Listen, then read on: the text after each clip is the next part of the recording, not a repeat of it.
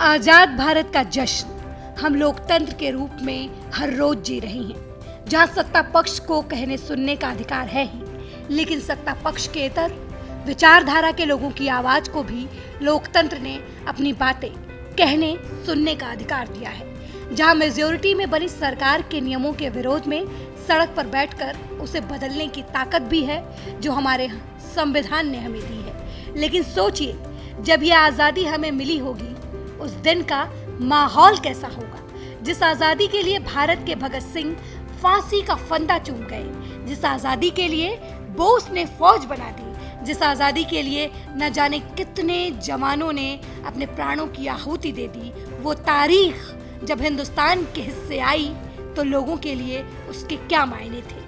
कैसा था वो आजादी का पहला दिन जब अंग्रेजों की गुलामी वाली जंजीरों से निकलकर हिंदुस्तान एक स्वतंत्र पहचान लिए खड़ा था। गुलाम भारत ने जब आजाद भारत का सफर तय किया तो उसकी गुलाबी शाम, चांदनी रात और सुनहरे दिन में लोग क्या सोच रहे थे, लोग क्या कर रहे थे, आजादी का आलिंगन किस रूप में हुआ, हम उसी रात की बात करेंगे जब सालों की तपस्या का फल, अनगिनत बलिदानों के बाद वो शाम आई जो भारत के आजादी के हिस्से थी। हाथों में तिरंगा और जुबा पर जय हिंद के नारे लिए आज हर हिंदुस्तानी उस रात के बारे में जानना चाहता है जब हमारे पूर्वजों ने पहली बार एक आजाद मुल्क में सांस ली होगी।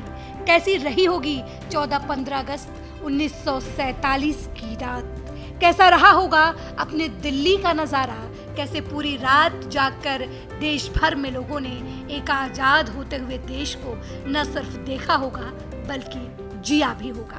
कैसे अंग्रेजी शासन के खौफ से पीछा छुड़ाकर खुद के पैरों पर खड़े भारत ने एक रात में शताब्दियों के गर्दो गुबार झाड़ कर फेंक दिए होंगे। कैसी रही होगी वो रात और वो आजादी की पहली सुबह, कैसा रहा होगा वो पल जब अंग्रेजों का झंडा नीचे उतर रहा था और त्याग, शांति और हर हिंदुस्तानी के गर्व का प्रतीक तिरंगा स्वतंत्र भारत की फिजाओं में गर्व से लहरा रहा होगा। उस क्षण के गवाह बने लोगों के मन में क्या चल रहा था। मशहूर लेखक डोमिनिक लैपियरे और लैरी कॉलिंसन अपनी किताब फ्रीडम एट मिडनाइट में 14 अगस्त 1947 के ऐतिहासिक दिन का चित्रण करते हुए लिखते हैं, सैन्य छावनियों, सरकारी कार्यालयों, निजी मकानों आदि पर फहराते यूनियन जैक को उतारा जाना शुरू हो चुका था। 14 अगस्त को जब सूरज डूबा तो देश भर में यूनियन जैक ने ध्वज दंड का त्याग कर दिया ताकि वो चुपके से भारतीय इतिहास के भूतकाल की एक चीज बनकर रह जाए।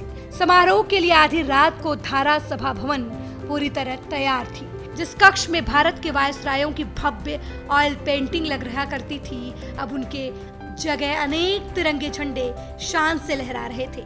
लैपियर और कॉलिंस लिखते हैं कि 14 अगस्त की सुबह से ही देश के शहर शहर, गांव-गांव में जश्न शुरू हो गया था। दिल्ली के बासिंदे घरों से निकल पड़े, साइकिलों, कारों, बसों, रिक्शों, तांगों, बैलगाड़ियों, यहाँ तक कि हाथी घोड़ों पर भी सवार होकर लोग दिल्ली के केंद्र यानी इंडिया गेट की ओर चल पड़े। लोग नाच गा रहे थे, एक दूसरे को बधाइयां दे रहे थे और हर तरफ राष्ट्रगान की धुन पड़ रही थी। चारों दिशाओं से लोग दिल्ली की ओर दौड़े चले आ रहे थे। तांगों के पीछे तांगे, बैलगाड़ियों के पीछे बैलगाड़ियां, कारें, ट्रकें, रेलगाड़ियां, बसें सब लोगों को दिल्ली ला रही थी। लोग छतों पर बैठकर आए, खिड़कियों पर लटक कर आए, साइकिलों पर आए और पैदल भी। दूर देहात के ऐसे लोग भी आए जिन्हें गुमान तक नहीं था कि भारत देश अब तक अंग्रेजों के शासन का गुलाम था और अब नहीं है। लोग गधों पर चढ़कर आए, घोड़ों पर चढ़कर आए, मर्दों ने नई पगड़ियां पहनी, औरतों ने नई साड़ियां पहनी, बच्चे माँ बाप के कंधों पर लटक कर आए। देहात से आए बहुत से लोग पूछ रहे थे कि ये धूम धड़ाका काहे का है, तो लोग बढ़ बढ़ कर बता रहे थे, अरे तुम्हें नहीं मालूम, अंग्रेज जा रहे हैं, आज नेहरू जी देश का झंडा फहराएंगे, हम आजाद हो गए हैं। मशहूर लेखक राजेंद्र लाल हांडा ने अपनी किताब दिल्ली में 10 बरस में वर्ष 1940 से 50 के बीच की दिल्ली की जिंदगी बयां की है। सत्ता के गलियारों में हो रहे बदलावों और सामाजिक आर्थिक पहलुओं का काफी विस्तार से लिखा है। आजादी की रात की आंखों देखी लिखते हुए उन्होंने धारा सभा की भीड़ और लोगों के उत्साह का भरपूर चित्रण किया। वे सभा से निकलकर वायसराय भवन की ओर गवर्नर जनरल को आमंत्रित करने गए। स्वतंत्रता के उत्साह में भीड़ भी उनके पीछे हो ली। खाली स्थान था ही नहीं और जनसमूह इतना बड़ा था कि ये पता लगाना असंभव था कि लोग किधर जा रहे हैं। कुछ देर बाद प्रधानमंत्री गवर्नर जनरल को साथ ले धारा सभा भवन आ गए। उस समय लोगों का जोश चरम सीमा पर पहुंच चुका था। नेताओं के अभिनंदन में बार बार नारे लग रहे थे। उस समय सभी कुछ नवीन और अपूर्व दिखाई दे रहा था। अपूर्व समारोह, अपूर्व दृश्य, अपूर्व उत्साह, अपूर्व देशभक्ति और अपूर्व जनसमूह। ये भीड़ सिर्फ धारा सभा भवन में नहीं थी, बल्कि उसके बाहर हरी घास पर, सड़कों पर, सेक्रेटेरिएट के सामने विशाल मैदान में तिल रखने की कोई जगह नहीं दिखाई देती। ऐसी भीड़ तो लोगों ने प्रायः देखी ही होगी, पर आधी रात को किसी भी स्थान पर किसी भी समय 2-3 लाख आदमी इकट्ठा न हुए होंगे। दिल्ली ने अतीत में अनेकों उत्सव, अनेकों पर्व, बड़े बड़े चक्रवर्ती दिग्विजयी सम्राटों के समारोह देखे होंगे, लेकिन अतीत के वे सभी समारोह उस महान पर्व के आगे फीके पड़ गए। दिल्ली के लोगों ने 14-15 अगस्त 1947 की रात को देखा। उस रात दिल्ली में स्वतंत्रता का अवतरण हुआ। ठीक आधी रात के समय जिस क्षण 15 अगस्त के दिन ने जन्म लिया, लाखों नर नारियों को ऐसा आभास हुआ मानो गंगा की तरह स्वर्ग में स्वतंत्र धरती पर उतर रहे हों। डोमिनिक लेपियरे और लैरी कॉलिंसन लिखते हैं, नेहरू के ऐन सामने खद्दरधारियों की जो भीड़ उस समय भवन में ठसाठस बैठी थी, वो उस राष्ट्र की जनता का प्रतिनिधित्व कर रही थी जिसका जन्म उस आधी रात को बस होने ही वाला था। वे तमाम प्रतिनिधि परस्पर इतने अलग थे, लेकिन उनकी भिन्नता के बावजूद अब वे इतने एक होने जा रहे थे कि अनेकता में एकता की वैसी मिसाल विश्व में और कहीं भी नहीं मिलेगी। विधानसभा के समक्ष नेहरू प्रस्ताव रख रहे थे कि ज्यों ही आधी रात की टंकार समाप्त होती है, हम सब उठ पड़ेंगे, भारतीय जनता की अधिकतम सेवा करने की शपथ लेंगे। सभा भवन के बाहर आधी रात की आकाश में अचानक बिजली कड़क उठी, मानसून बारिश टूट पड़ी। भवन को चारों तरफ हजारों लाखों भारतीयों ने घेर रखा था। चुपचाप क्षण से नजदीक आ रही उस आधी रात की संभावना ने उन्हें इतना रोमांचित और तन्मय कर रखा था।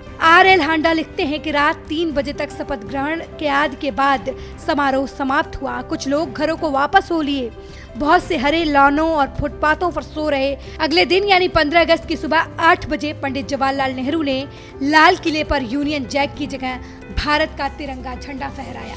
अपने इतिहास में उसने एक स्थान में इतना विशाल समूह निश्चय ही कभी नहीं देखा होगा जितना उस दिन लाल किले के आसपास आ जुटा था। स्थानीय पत्रों और सरकारी अनुमानों के अनुसार वहां 10 लाख से कम आदमी नहीं थे। दिल्ली गेट से लेकर कश्मीरी गेट तक, जामा मस्जिद से लाल किले तक कहीं सड़क या भूमि दिखाई नहीं दे रही थी, सिवाय एक अपार जनसमूह और कुछ नहीं दिख रहा था। इस भीड़ को विसर्जित होने में 4 घंटे लगे। सभी सड़कें 1 बजे दोपहर तक भीड़ से खचाखच भरी रहीं। आजादी की पहली सुबह का ये जश्न आधी रात से ही जारी था। 14-15 अगस्त की आधी रात के जश्न ने लोगों को उत्साहित कर दिया था। उस रात को जनगण मन और वंदे मातरम राष्ट्रीय गीतों की मधुर ध्वनि कैसी स्वर्गीय सी जान पड़ती थी। ये गीत पहले भी अनेकों बार सुने, किंतु उस रात को एक एक शब्द मानो पुकार पुकार कर अपना अर्थ भी श्रोताओं के कानों में कह रही थी। जब जनगण मन आरंभ हुआ तो उसकी ललित लय में हजारों सिर उठे, किंतु जैसे ही राष्ट्रगान में पंजाब और सिंध का उल्लेख हुआ, एकत्रित भीड़ ने सैकड़ों आदमियों ने सिर उठाकर एक दूसरे को देखा। वहां उपस्थित जनों को सहसा विभाजन की टीस याद आ गई, जो दूसरी ओर पाकिस्तान नाम के मुल्क के रूप में मूर्त रूप ले चुका था, सरहदों पर हिंसा को जन्म दे चुकी थी। और यहीं से शुरू हुई उस अखंड भारत के आजाद रविश की कहानी, जिस पर चलते हुए भारत 75 साल का हो गया है और हर रोज अपने तरक्की की नई इबारत लिख रहा है। News desk, Arya news.